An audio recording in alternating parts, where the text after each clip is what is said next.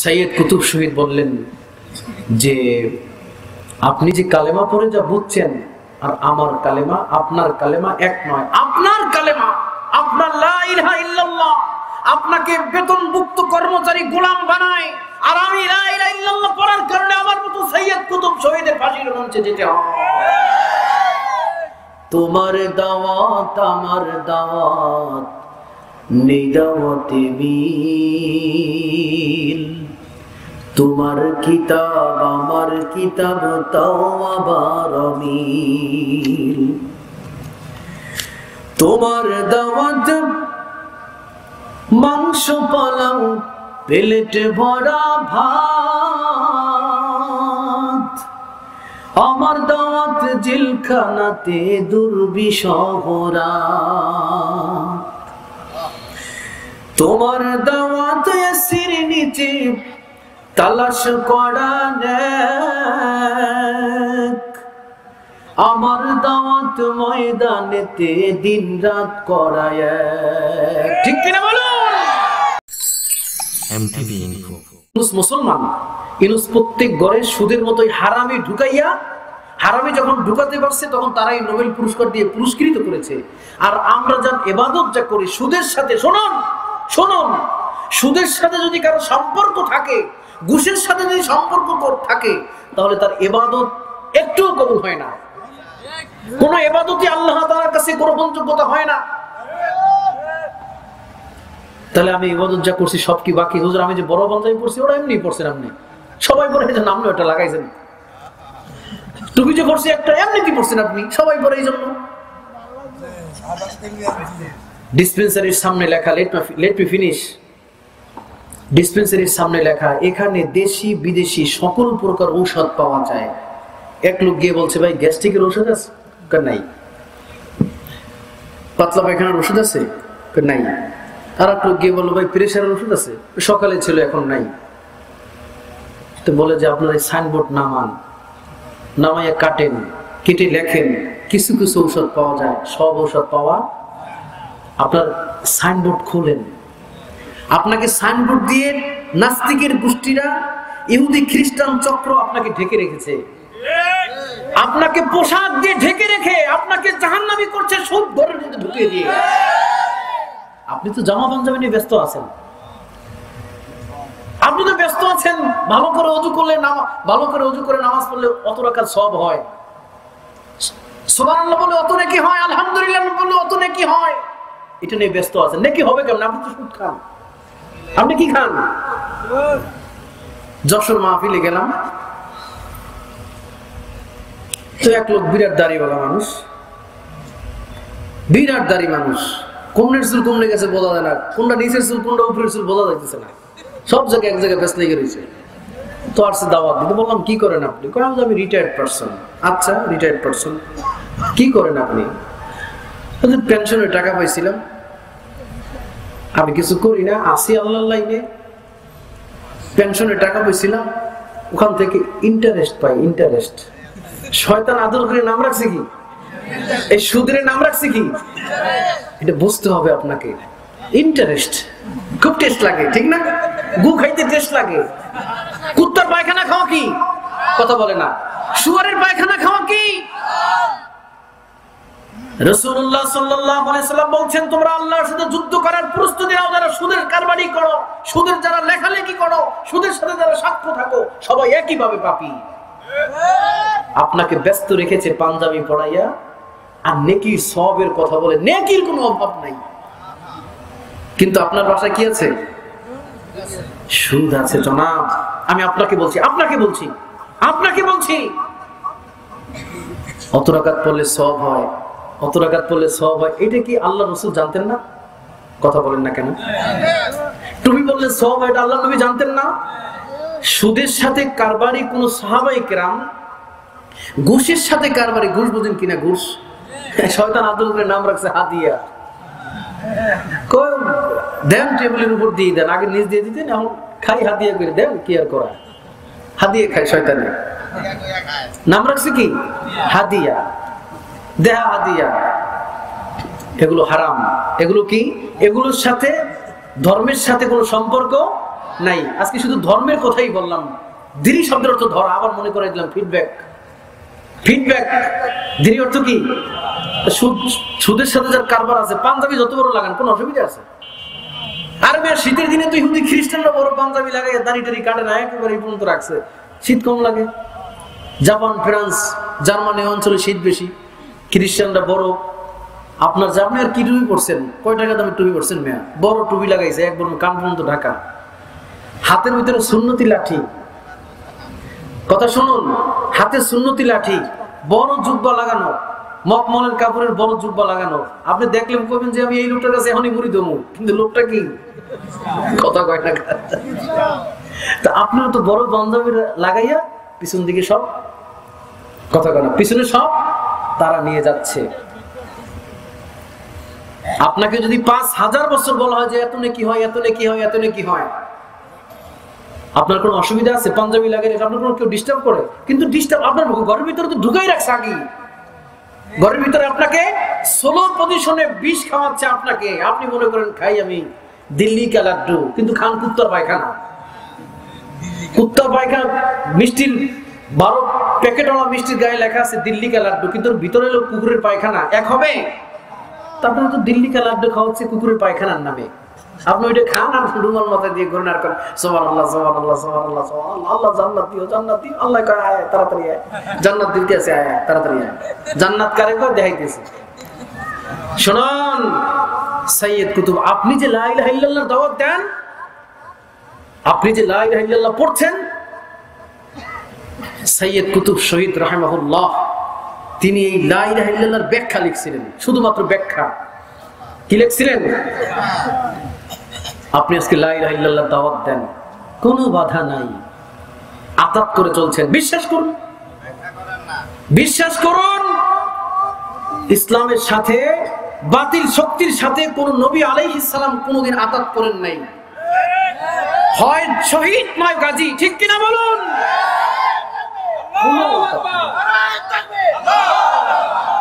আতাত বুঝে না। ইব্রাহিম আলাইহিস সালামকে যখন আগুনে ফেলছিল, আগুনে পড়ে যাচ্ছে, শয়তান সাহায্য নিয়ে আসছে, জিবরাইল সাহায্য নিয়ে আসছে, কোন দলীয় ক্ষমতা নাই। ইব্রাহিম আলাইহিস সালামের কোন দলীয় ক্ষমতা? আপনার তো দলীয় ক্ষমতা আছে, দল টল করেন মনে হয়, দল তো করেন মনে হয়। আপনি যদি দল করেন দেখবেন আপনি অন্য দলের লোক সবই খারাপ আপনার চোখে। দল বাদ দেন, দল কবরে যাবে না। এক আল্লাহর দলে থাকতে চাই, কে কোন দল করেন বুঝি না, সবাই আল্লাহর গোলাম, ঠিক কিনা বলুন? কে কোন পদে চাকরি করেন, কে কোন চেয়ারকে অলংকিত করেছেন ওটা বুঝি না। মরলে আপনাকেও একা যেতে হবে, আমাকেও ঠিক একা যেতে হবে। ইব্রাহিম আলাইহিস সালামকে যখন আগুনে ফেলে দিচ্ছে, আগুনে পড়ে যাচ্ছে, তাকে দেখেন মিনজানিক, যাকে বলা হয় চরক, কিংবা এর আধুনিক শব্দ হতে পারে ভ্যাকুম মেশিন। দূর থেকে কিছু বহন করে, দূর থেকে এনে দূরে ফেলে দেয়, তার কোনো হাতের ভ্যাকুম মেশিনের কোনো ক্ষতি। এই মিনজানিকের আধুনিক শব্দ হতে পারে এটা। যখন বানিয়ে ইব্রাহিম আলাইহিস সালামকে বেঁধে 40 দিন যাবত আগুনকে উত্তপ্ত করে আল্লাহর নবীকে যখন আগুনে ফেলে দিয়েছিলেন, গোড়ার দিকে মিনজানিকের চরকের নিচে গোড়ার দিকে তাকিয়ে দেখেন পৃথিবীতে আপন হলো বাবা। তাকিয়ে দেখেন যে বাবাও আগুনে পড়ে যাওয়ার জন্য সহযোগিতা করছে। তখন চিৎকার মেরে বললেন, মালিক, মাকে দেখি নাই, বাবাই পৃথিবীর আপন, কিন্তু আমি ইব্রাহিম আগুনে পুরো সরকার হয়ে যাই, আমার বাবাও চায়। মালিক, আজকে কঠিন মুসিবতের দিনে তুমি ছাড়া পৃথিবীতে কেউ আপন নাই, কোন দলীয় ক্ষমতা নাই, কোন জনবল নাই, কোন মনোবল নাই, কোন ধনবল নাই, কিচ্ছু নাই। সাথে সাথে আল্লাহ রাব্বুল আলামিনকে বললেন, হাসবুনাল্লাহু নি'মাল ওয়াকিল, আল্লাহই আমার জন্য যথেষ্ট। সুবহানাল্লাহ বলবেন না? আল্লাহই আমার জন্য বাস। আল্লাহ তাআলা আল্লাহর কাছে সুপর্দ করলেন, আল্লাহর কাছে তাওয়াক্কুল করলেন, ভরসা করলেন। আল্লাহ আগুনকে ডেকে বললেন, ইব্রাহিমকে কিছু বলেন নাই, কিছু বলার প্রয়োজন আল্লাহ মনে করেন নাই। আল্লাহ ইব্রাহিমকে বলতে পারতেন, ইব্রাহিম ঠিক আছে যাও, আমি আগুনকে ঠান্ডা করে দিচ্ছি, ইব্রাহিম তোমার কোনো ভয় নাই, কোনো অসুবিধা নাই, আমি আসি তো। এগুলো কিচ্ছু বলেন নাই। আগুনকে বললেন কুলনা ইয়া নার, হে আগুন সাবধান, সাবধান, কুনি হয়ে যাও, বারদাও ওয়া সালামান আলা ইব্রাহিম, ইব্রাহিমের জন্য শান্তিদায়ক ঠান্ডা হয়ে যাও। সালামান শব্দ ব্যবহার না করলে হয়তো আগুন পরিমাণে বেশি ঠান্ডা হতো, হয়তো আগুন পরিমাণে বেশি ঠান্ডা হলে আবার লেপ তোষক লাগতো। এই জন্য বলছেন সালামান হয়ে যাও ঠান্ডা। ঠান্ডা, কত ঠান্ডা, কমফোর্টেবল, একেবারে তার শরীরের সাথে আরামদায়ক হয়ে গেলেন। করছেন কে? আতাত করছিলেন? নমরুদের কাছে গিয়ে হুজুর হুজুর করছিলেন? জি না, আতাত চলবে না। কোন আতাত? সৈয়দ কুতুব শহীদ রাহমাহুল্লাহ সুদের কথা বলছিলাম। সুদ ঘরে বড় পাঞ্জাবি, কোনো কাজ হবে? সুদ ঘরে দাড়ি দিয়ে মেরছে রবীন্দ্রনাথের মতো, একেবারে ঠাকুরের মতো গিয়ে মেরছে নাবির গোড়া পর্যন্ত, কোনো কাজ হবে? আগে বোঝেন, আগে বোঝেন, অনেকে তো বোঝে না। পিসাব বলছে বেটা পাগড়ি মাথায় দিয়ে নামাজ পড়িস, লঙ্গি আছে পাগড়ি নাই, লঙ্গি খুললে মাথায় বেচাই রেডি হয়েছে, ওয়াজ বোঝা লাগবে না? সৈয়দ কুতুব শহীদ রাহমাহুল্লাহ 1968 সালের 20 জুলাই লা ইলাহা ইল্লাল্লাহ শুধু ব্যাখ্যা লিখছিলেন, ব্যাখ্যা। মিশর সরকার, নাসির সরকার তাকে ফাঁসির কাস্টে ঝুলিয়ে তাকে শাহাদাতের নজরানা পেশ করতে হয়েছে তাকে। যখন জেলখানায় ঢুকলেন তখন আমার মতো বড় এক হুজুর জেল গেটের জেলের নিয়ম অনুযায়ী আসছেন লা ইলাহা ইল্লাল্লাহ পড়াতে। কাকে? যে লা ইলাহা ইল্লাল্লাহর ব্যাখ্যা লিখছিল। আপনারা বোঝেন না? যে লা ইলাহা ইল্লাল্লাহর ব্যাখ্যা লিখছিল তাকে লা ইলাহা ইল্লাল্লাহ পড়তে আসছিল আমার মতো একজন হুজুর, বড় পাঞ্জাবিওয়ালা। আয়েশা বলছে যে হুজুর সৈয়দ কুতুব শহীদ আপনি পড়েন তাকরা লা ইলাহা ইল্লাল্লাহ মুহাম্মাদুর রাসূলুল্লাহ, প্লিজ ইয়া শাইখ তাকরা, পড়ুন লা ইলাহা ইল্লাল্লাহ। সৈয়দ কুতুব শহীদ বললেন যে আপনি কি আমাকে কালেমা পড়াতে আসছেন? আপনি কি জানেন আমার কেন ফাঁসি হচ্ছে? আপনি কি জেলখানার সরকারি নিয়োগপ্রাপ্ত ইমাম? যে হ্যাঁ। সরকার কি আপনাকে বেতন দিচ্ছে? যে হ্যাঁ আমি সরকারি বেতন পাচ্ছি। তা আপনি কি জানেন আমার কেন ফাঁসি হচ্ছে? কেন? তো আমি তো জানি না। আপনি যে লা ইলাহা ইল্লাল্লাহ পড়াতে আসছেন আমাকে, আমি এই লা ইলাহা ইল্লাল্লাহ শুধু ব্যাখ্যা লিখছিলাম। আল্লাহু আকবার বলবেন না? আমি শুধু ওই লা ইলাহা ইল্লাল্লাহ ব্যাখ্যা লিখছি। সুতরাং আপনি যে কালেমা পড়ে যা বুঝছেন, আপনার কালেমা আর আমার কালেমা এক নয়। আল্লাহু আকবার বলুন। তুমি যে কালেমা পড়ে যা বুঝছো, তোমার যে লা ইলাহা ইল্লাল্লাহর দাবি, তুমি যে লা ইলাহা ইল্লাল্লাহ পড়ো আর বড় জামা পরে ঘুরো আর তোমার 5 ওয়াক্ত নামাজের জন্য পাগল হয়ে যাও, তুমি যদি সুদের সাথে কোনো জড়িত থাকো, বলার প্রিয় ভাইরা, তাহলে ইবাদত বন্দেগী সুদের সাথে যদি কোনো জড়িত থাকো, বিনা অপরাধে যদি কোনো মানুষকে ফাঁসিয়ে থাকো, তাহলে যত ইবাদত করো, যত তাসবিহ পড়ো, যত হিজাব পড়ো, কোনো কাজে লাগবে না।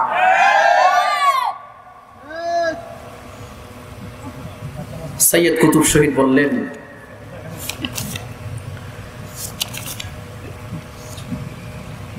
সৈয়দ কুতুব শহীদ বললেন যে আপনি যে কালেমা পড়ে যা বুঝছেন আর আমার কালেমা, আপনার কালেমা এক নয়। আপনার কালেমা, আপনার লা ইলাহা ইল্লাল্লাহ আপনাকে বেতনভুক্ত কর্মচারী গোলাম বানায়, আর আমি লা ইলাহা ইল্লাল্লাহ পড়ার কারণে আমার মতো সৈয়দ কুতুব শহীদের ফাঁসির মঞ্চে যেতে হয়। তোমার দাওয়াত আমার দাওয়াত নেই দাওয়াতে মিল, তোমার কিতাব আমার কিতাব তাও আবার মিল। তোমার দাওয়াত মাংস পালাও প্লেট ভরা ভাত, আমার দাওয়াত জেলখানাতে দুর্বিষহরা, তোমার দাওয়াত এসির নিচে তালাশ করা নেক, আমার দাওয়াত ময়দানেতে দিন রাত করায়। ঠিক কিনা বলো? সুতরাং তোমার লা ইলাহা ইল্লাল্লাহ আর আমার লা ইলাহা ইল্লাল্লাহ এক নয়। লা ইলাহা ইল্লাল্লাহ যদি 1000 কোটি বারো জিকির করেন, আর যদি সুদের সাথে জড়িত থাকেন, ঘুষের মতো মহাপাপের সাথে কোনো যদি যুক্ত থাকেন, তাহলে কোন ইবাদতই আল্লাহ তাআলার কাছে গ্রহণযোগ্য নয়। আল্লাহর নবী বলেন, শোনো দুনিয়ার মানুষেরা,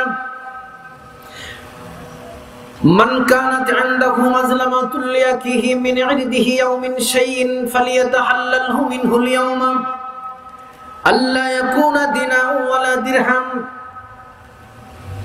মান কানাত ইনদাহু মাজলামাতুল লিয়াকিহি, কোন ভাই যদি কোন ভাইয়ের ব্যাপারে, কোন ব্যক্তি যদি কোন ব্যক্তির ব্যাপারে, মিন ইরদিহি আও মিন শাইইন, যে কোন ব্যাপারে, কোন ব্যক্তিকে যদি আপনি ঘুষ নিয়ে কষ্ট দেন, থাপ্পড় দিয়ে কষ্ট দেন, কিংবা ঘুষের সাথে সুদের সাথে কারবারি করে যদি কাউকে কষ্টের কারণ হয়ে থাকেন, আল্লাহর নবী বলেন মাজলামাতুল লিয়াকিহি, ওই ব্যক্তি হলো মাজলুম আর আপনি হলেন জালেম। আপনি হলেন জালেম, ওই ব্যক্তি হলো মাজলুম। যদি ব্যক্তিকে কষ্টই দিয়ে থাকেন আও মিন শাইইন, তাহলে সেজন্য যে কোনো ব্যাপারে, শুধু ঘুষ নয়, বিনা অপরাধে যদি কাউকে যদি থাপ্পড় দিয়ে থাকেন, কাউকে যদি কোনো কষ্ট দিয়ে থাকেন, যদি আপনার কারণে কোনো মানুষের চোখের পানি ঝরে, পানি ঝরান কারো চোখের পানি ঝরানোর কোনো কারণ হইেন না, কারো চোখে পানি ঝরাইয়েন না। যদি কষ্ট দিয়ে থাকেন, শুনুন, ফালিয়াতাহাল্লালহু মিনহুল ইয়াওমা, দুনিয়ার মানুষ শোনো শোনো, ওই দিন আসার আগেই তার কাছে ক্ষমা চাও। কোন দিন? কোন দিন? ফাইদা বারিকাল বাসার ওয়া খাসাফাল কমার ওয়া জুমিআশ শামসু ওয়াল কমার ইয়াকুলুল ইনসানু আইনাল মাফার। যেদিন চক্ষু স্থবির হয়ে যাবে, চোখ দিয়ে চেয়ে থাকবে কিন্তু চোখের কোনো আলো থাকবে না। ওয়াজুমিআশ শামসু ওয়াল কমার, যেদিন চন্দ্র সূর্যকে একাত্র করে দেওয়া হবে। ইয়াকুলুল ইনসান, ওই দিন লোকেরা চিৎকার মেরে বলতে থাকবেন আইনাল মাফার, পালাবার জায়গা কোথায়? আল্লাহ বলছেন কাল্লা লা ওয়াসার ইলা রাব্বিকা ইয়াওমাইযিল মুস্তাকার, না না, কখনো নয়, পালাবার কোনো জায়গা তোমাকে দেয়া হবে না। আল্লাহ রাব্বুল আলামিন সূরা আর-রহমানের মধ্যে বলেন, ইয়া মা'শারাল জিন্নি ওয়াল ইনসি ইন ইসতাতা'তুম আন তানফুযু মিন আকতারিস সামাওয়াতি ওয়াল আরদ فانفذوا لا تنفذون إلا بسلطان